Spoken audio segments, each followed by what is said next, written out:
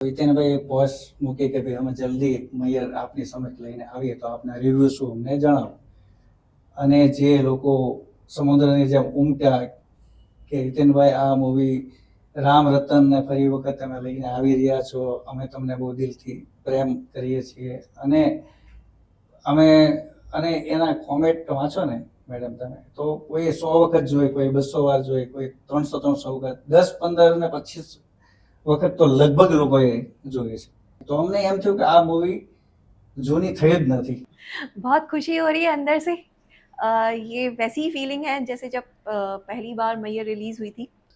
અસંખ્ય love stories આપણે actor તરીકે જિંદગીમાં કરતા હોઈએ, કલાકાર તરીકે કરતા હોય, પણ અમુક તમારી લાઈફમાં આવેલા પાત્રો એવા હોય છે કે જે દરેક એરામાં તમને એટલા જ તાજા લાગે.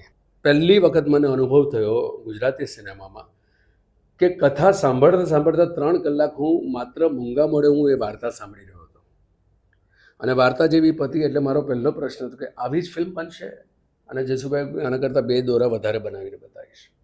અને એ પિક્ચર રિલીઝ થઈ અને એ ઘટના હું તમને કહું તો એ ઘટનાઓમાં જે થિયેટરમાં જ્યાં પિક્ચર લાગ્યું 1 વર્ષ સુધી કોઈ થિયેટરમાંથી ઉતર્યું કેટલી જગ્યાએ ગોલ્ડન જુબલી, સિલ્વર જુબલી. મારી ગેરંટી છે કે આ છોકરી આખા ગુજરાતને પ્રેમમાં પાડશે.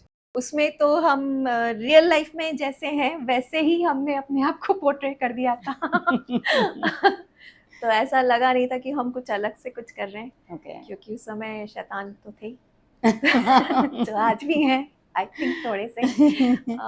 तो हमें इतना डिफिकल्ट तो नहीं लगा।